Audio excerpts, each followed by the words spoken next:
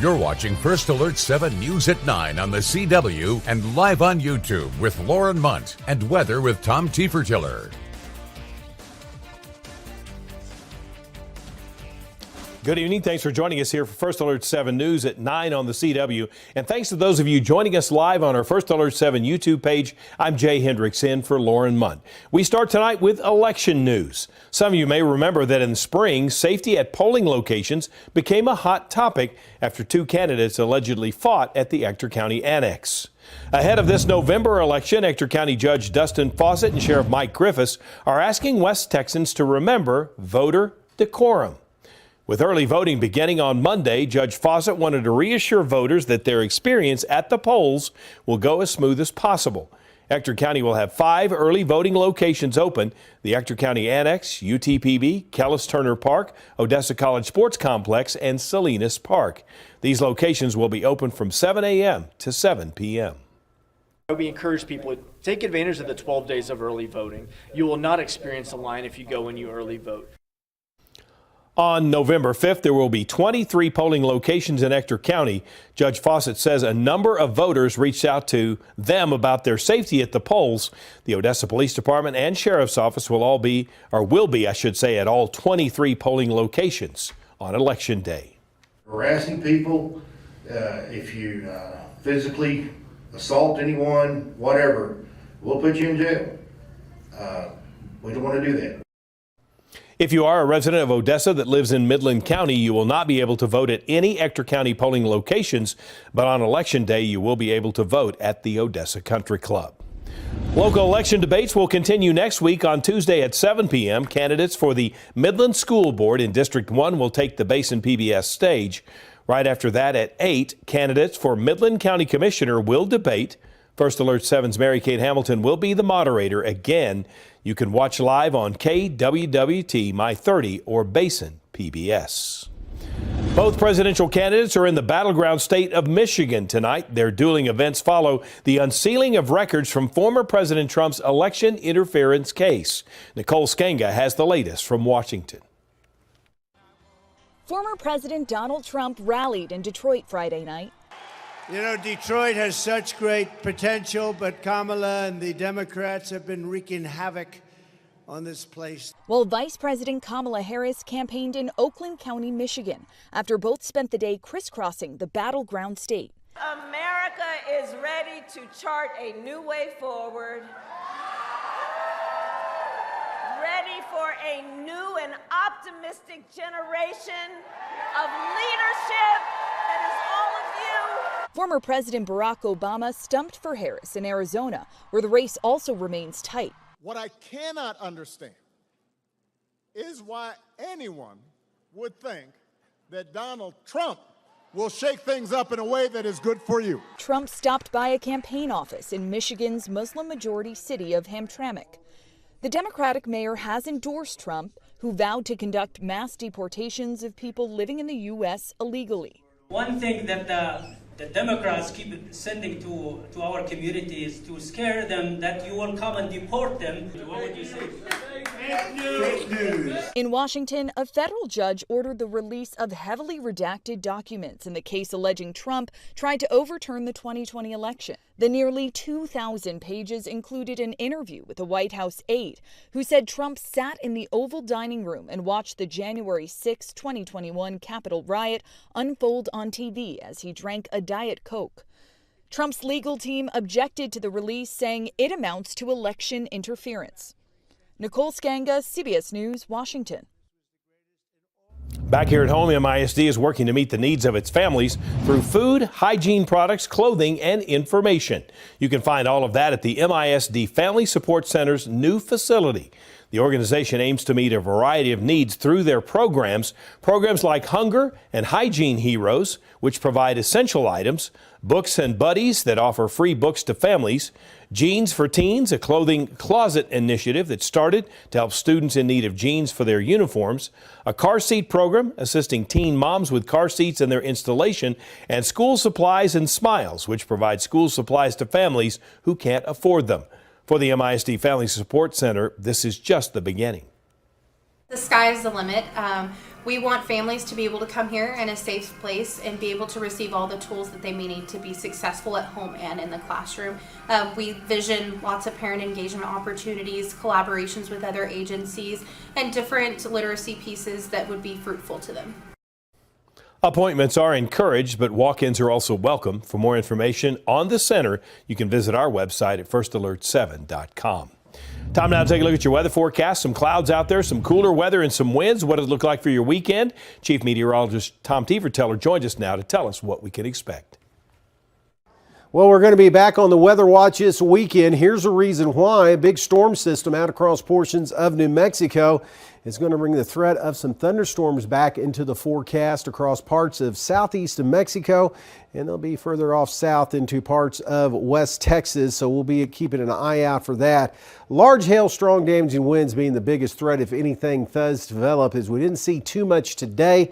As temperatures out there into the lower 70s thanks to gusty winds. We had gusts upwards to 40 miles an hour out there across the area, so that kept readings up across West Texas. And take a look at the hourly temperatures. Again, after a mild evening, we're going to stay rather mild into the overnight hours as temperatures will drop down into the lower 60s.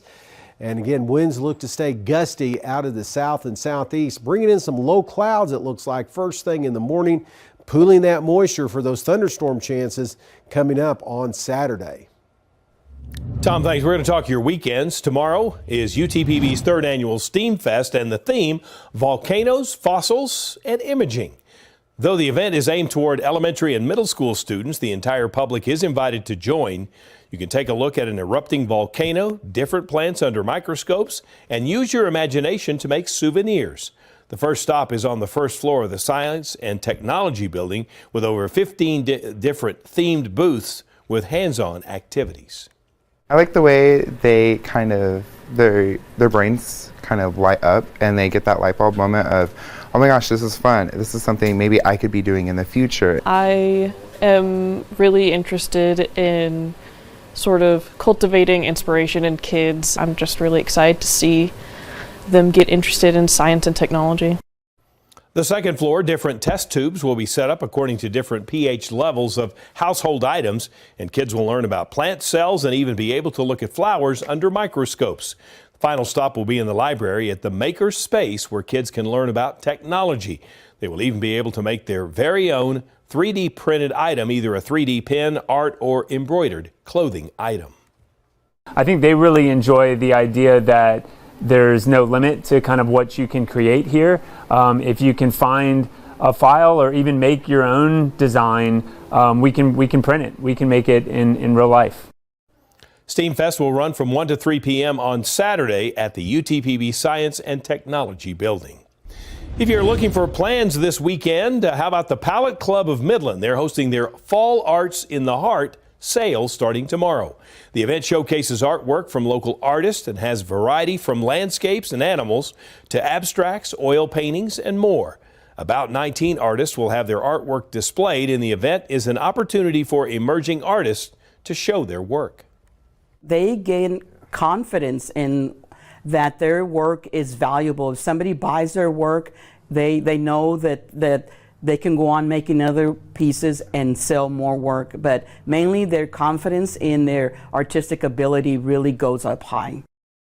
The Fall Arts of the Heart sale will have a silent auction, and the money will go toward the Palette Club for their Art Reach events. The event will also feature live music from Alberto Madrid. It all starts with a reception that is tonight from 6 to 8, so that's already taking place. But if you missed that, you can stop by the Palette Club tomorrow for day 2. That'll be from 10 in the morning until 5 in the evening. City of Odessa will host the Dia de los Muertos parade tomorrow evening, all for free. There will be booths, food trucks, and music, and setup will start at about 4 p.m. in downtown Odessa. Then tomorrow the parade will start at 7 o'clock, and if you can't make it downtown, don't worry. We'll be showing the parade live on our sister station, Telemundo 20. And in Monahans this weekend, they will see the West Texas Barbecue Kids Q competition. There will be 2 divisions, ages 7 to 12 and ages 13 to 17. Each competitor will have to trim, season, cook, and present a steak all by themselves, and that's not all. It will run all day long. There is a car show competition. There is a chicken, pork butt, pork ribs, and brisket competition, as well as the People's Choice. Now the People's Choice is really cool because there are QR codes at every single cook spot, and everyone will get to vote once as soon as they enter the gate and they get their wristband. Again, that is happening tomorrow in Monahans, and there is still time to enter. You can find that information on our website, firstalert7.com. Tomorrow is also the last day of the 35th annual Texas Size Garage Sale, and it's 50% off day. The garage sale is a warehouse full of decorations, books, furniture, clothes, knickknacks, and more. All of the money that is raised at the garage sale will be used for the Senior Life Midland Meals on Wheels program. Every year, the Texas Size Garage Sale raises money for about 1/3 of the total meals provided. We have a traffic alert for you out of Odessa. Starting on Monday, Crane Avenue will close to through traffic south of Clements Avenue. Now, detours will be on West Charles Street and Anderson Avenue. Traffic will also be reduced down to a single lane for east and westbound traffic on Clements Avenue. The closures will be in place while crews work to replace water infrastructure in that area, and closures are expected to last up to 10 days. CASA of West Texas, an advocacy group for children in the child welfare system, is working to make sure people are informed about the system through the Full Circle event. The Full Circle event brings caseworkers, attorneys, judges together to learn and collaborate on ways to help children in the system. Today, people who have lived through the child welfare system talked about their experiences and what helped them. It's just their stories, their testimonies, growing up as children in the system and seeing what lacked in their childhood and what they want to see different with these caseworkers, or just pick up on those missing gaps. Information about CASA of West Texas, like how to become a volunteer, can be found on our website, firstalert7.com. The CEO of Permian Regional Medical Center in Andrews, Donnie Booth, has been appointed to the Texas Advisory Council on Emergency Medical Services. Governor Greg Abbott appointed him to a term that lasts until January 1st of 2028. The council recommends changes to the EMS and trauma system to make sure Texans have efficient emergency care. Still to come, one big issue that the next president will have to tackle: securing the border. We take a look next at how the candidates plan to do just that. And a reminder that First Alert 7 is partnering with the West Texas Food Bank to help resupply the Manna Food Bank in Asheville, North Carolina that was destroyed in Hurricane Helene. You can see a list of things to be donated, and you can drop those off at either West Texas Food Bank location or here at the First Alert 7 studios in Music City Mall.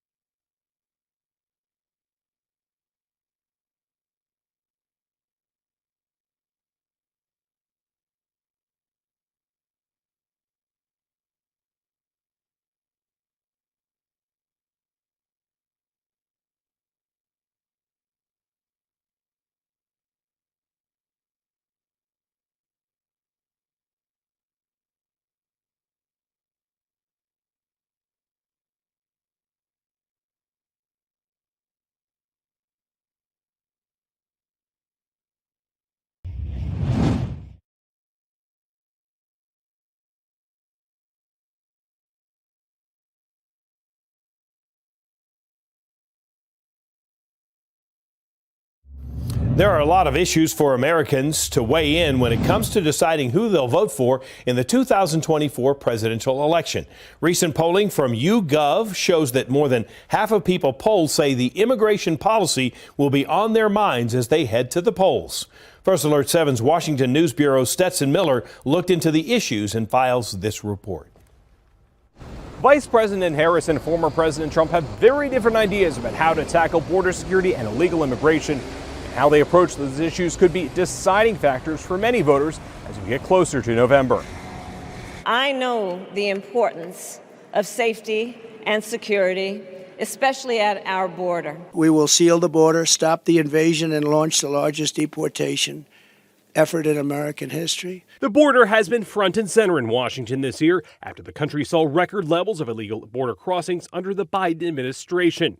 And despite crossings dropping dramatically in recent months, it's continuing to be a major election year talking point for both Vice President Kamala Harris and former President Donald Trump. They're pouring in, and many of them are the worst people in those countries. Trump's border plans outlined on his campaign website include to end so-called catch-and-release policies and restore Remain in Mexico, while the Harris-Walz campaign promises to bring back the Senate's bipartisan border security deal that they say Trump killed.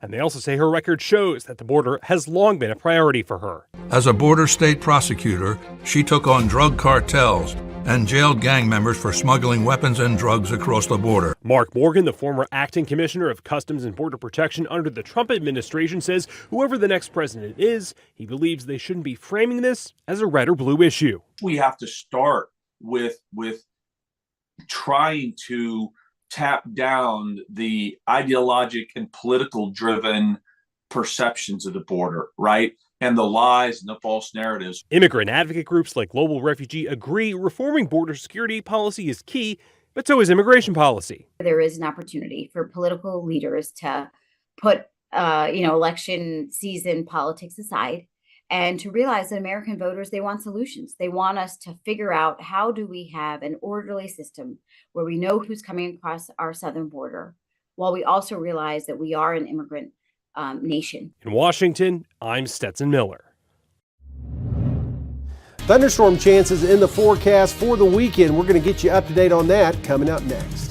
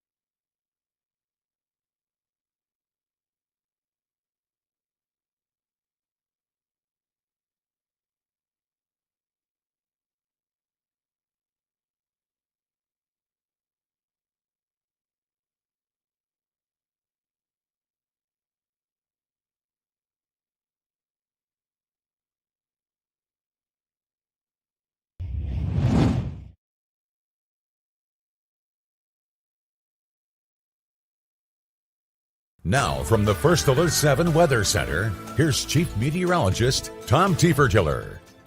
Well, we are looking at the possibility of thunderstorms continuing into the forecast into the weekend. Not a lot developing today, but we are watching a big storm system across portions of the Four Corners area into New Mexico and Arizona. It's kind of vertically stacked, meaning that we are seeing low pressure from about 18,000 feet down to ground level. And it's a big storm system that is going to move off to the east to east-northeast. So the biggest threat of storms looks to be staying off across portions of Colorado and the northeastern portions of New Mexico, but I think we'll get brushed with some stuff, as we did see again a few showers, thunder showers today, mainly across portions of New Mexico this afternoon, as the better lift was further off to the north and northeast. Again, that's where that storm system is located at the present time and moving off to the north and northeast, but it's moving very slowly, so we are going to see this system affect our weather into the weekend with the possibility of more thunderstorms in the forecast, setting up a little bit closer in across southeast New Mexico, back down into the Big Bend area. Temperatures across the state today, kind of a mixed bag out there, but the gusty winds upwards to 35 to 40 miles an hour across West Texas kept our temperatures down a little bit. 77 in the Dallas-Fort Worth area, but the southerly winds, though, warming things up across portions of South and Southeast Texas today and back into the borderlands too. 82 in El Paso in portions of far West Texas. Now, as we take a look at the futurecast, again, more low clouds are going to develop overnight tonight on the south to southeast winds, kind of setting up a little bit of a dry line feature to the west. So that's going to be the area we're going to watch for the possibility of some thunderstorms into the forecast. These clouds should start to thin out a little bit by about noontime. So again, this area is going to destabilize due to daytime heating, and that's where we could see the thunderstorms start to pop up after about 3 o'clock or so, especially getting going here across portions of southeast New Mexico and then moving off to the north and northeast, and that's going to be the best bet area for strong to severe thunderstorm possibilities, especially across portions of central eastern New Mexico. And we will be looking at, again, maybe an isolated shower thunderstorm down into the Big Bend area. Moving the clock ahead towards Sunday, again, seeing more scattered showers, thunderstorms developing after 4 o'clock and moving off to the north and northeast through the evening hours. So here's what we're looking at again on the severe weather outlook. Possibility of isolated severe thunderstorms, primarily the upper Trans-Pecos into southeast New Mexico for your Saturday. Tonight, windy, mild in the forecast, gust up to 40 miles an hour, and that's going to hang around in the forecast as we'll keep those temperatures on the mild side. Tomorrow, rain chances thin out into next week as we'll see temperatures into the mid to lower 80s, well above where they should be this time of the year. Up next here at 9, we're talking damage from Hurricane Milton and the bleaching of the world's coral reefs.